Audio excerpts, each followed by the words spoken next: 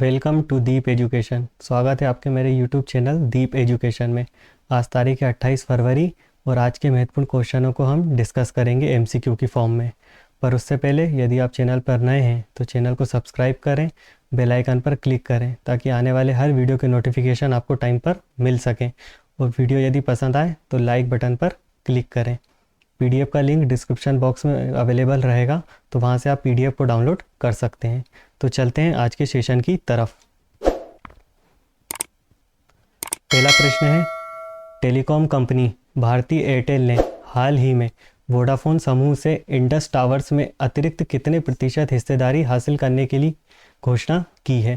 तो इसका सही आंसर है 4.7% की। टेलीकॉम कंपनी भारती एयरटेल ने हाल ही में वोडाफोन समूह से इंडस टावर्स में अतिरिक्त 4.7% हिस्सेदारी हासिल करने की घोषणा की है।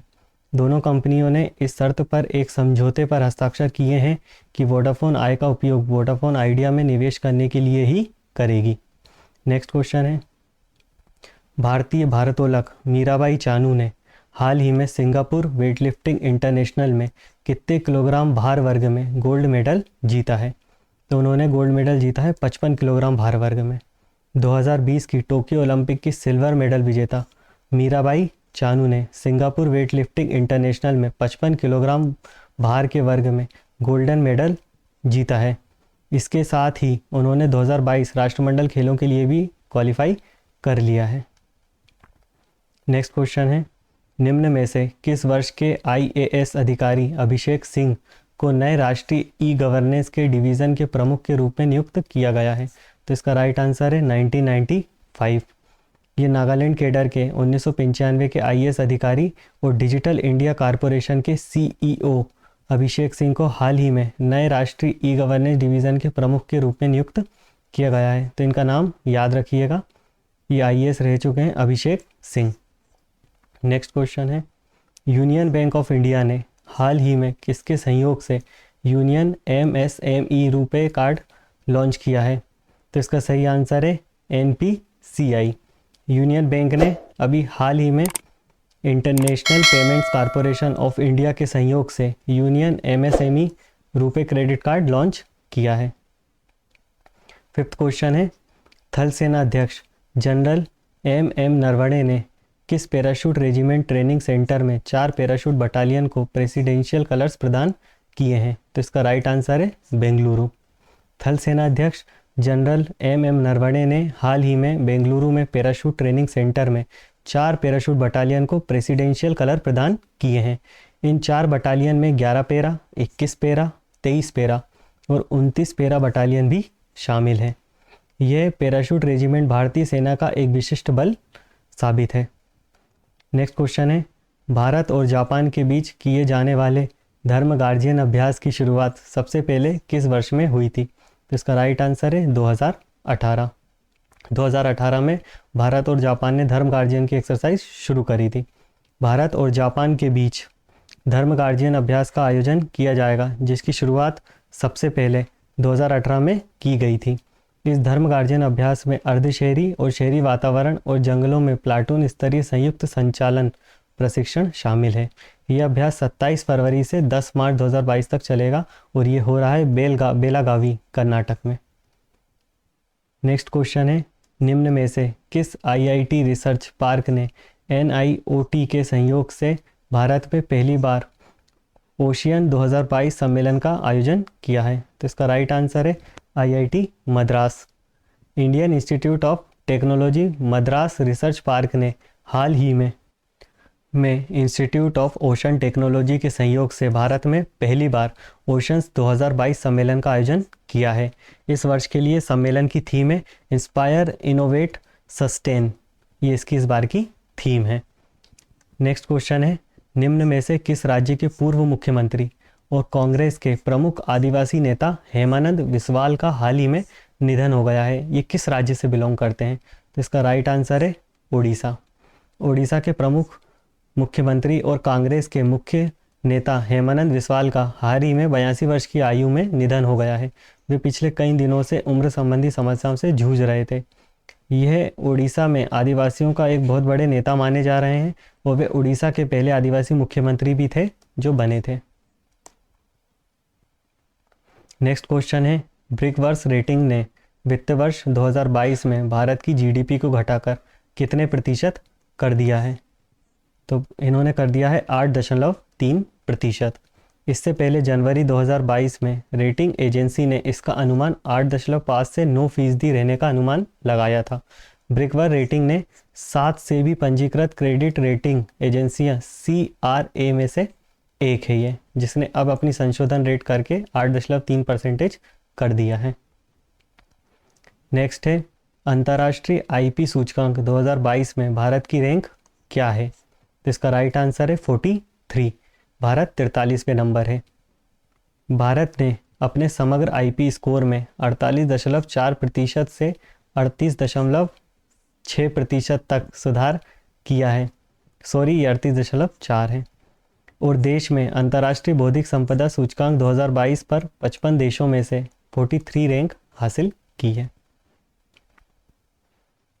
फ्रेंड्स, ये थे कुछ MCQ के क्वेश्चंस जो कि बहुत इंपॉर्टेंट थे। अब वन लाइनर क्वेश्चन मैं आपको सामने ला रहा हूँ जो कि और इम्पोर्टेंट हैं। ये वन लाइन के फॉर्म में आपके सामने है, जिसमें से पहला है, एयरलाइन उद्योग के भुगतान मंच के लिए IATA international air transport association के साथ स्टैंडर्ड चार्टर्ड का समझौता हुआ है। दूसरा फैक्ट है, दबंग दिल्ली ने 25 फरवरी 2022 को पटना पायरेट्स पर 37 से 36 की करीबी जीत से प्रो कबड्डी लीग 2022 सीज़न 8 की ट्रॉफी जीत ली है। तो प्रो कबड्डी 2022 का जो सीज़न 8 था, इसकी विजेता कौन है? दबंग दिल्ली, जिसने किसे हराया है? पटना पायरेट्स को। तीसरा क्वेश्चन है, केंद्रीय स्वास्थ्य मंत्री डॉक्टर मनसुख मंडाविया ने 26 फरवरी 2022 को दिल्ली में 5 साल से कम उम्र के बच्चों को पोलियो की दवा पिलाकर राष्ट्रीय पोलियो टीकाकरण अभियान 2022 शुरू किया है। इसके बाद चौथा क्वेश्चन है, भारत और ओमान अभ्यास 2022 ईस्टर्न ब्रिज के छठे संस्करण जो कि 21 से 25 फरवरी 2022 तक जोधपुर में हो रहा है, जोधपुर के वायु स्टेशन में सफलतापूर्वक आयोजित हुआ है। भारत और ओमान के बीच होता है ईस्टर्न ब्रिज, ये आपको याद रखना है। इसके बाद फ्रेंड्स, अभी हाल ही में चर्चा में नाटो बहुत है, नॉर्थ अटलांटिक ट्रीटी ऑर्गेनाइजेशन। तो इसके इम्पोर्टेंट फैक्ट आपको पता होने चाहिए जो मैं आपके साथ डिस्कस करने जा रहा हूँ। नाटो एक अंतर्राष्ट्रीय संगठन है जो राजनीति और सैन्य साधनों के माध्यम से अपने सदस्य देशों को स्वतंत्रता और सुरक्षा की गारंटी देता है। इसे 1949 में बनाया गया था। तो आपको इसका ईयर ज़रूर याद रखना है, 1949।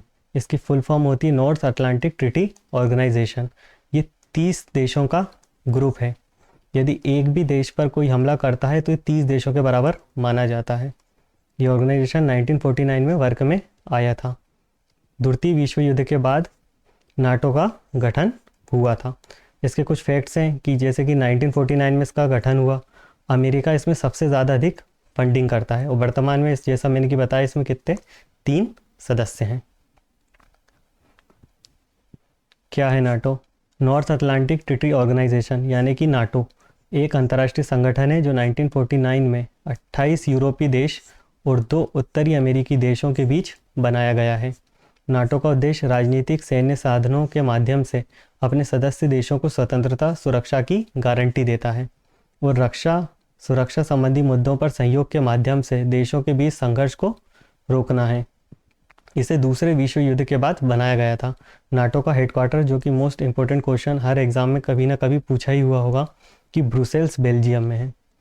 1949 में ऑर्गेनाइज हुआ था। ब्रुसेल्स में इसका हेडक्वार्टर है और 30 इसकी सदस्य कंट्री हैं। ये कुछ फैक्ट आपको याद रखना है।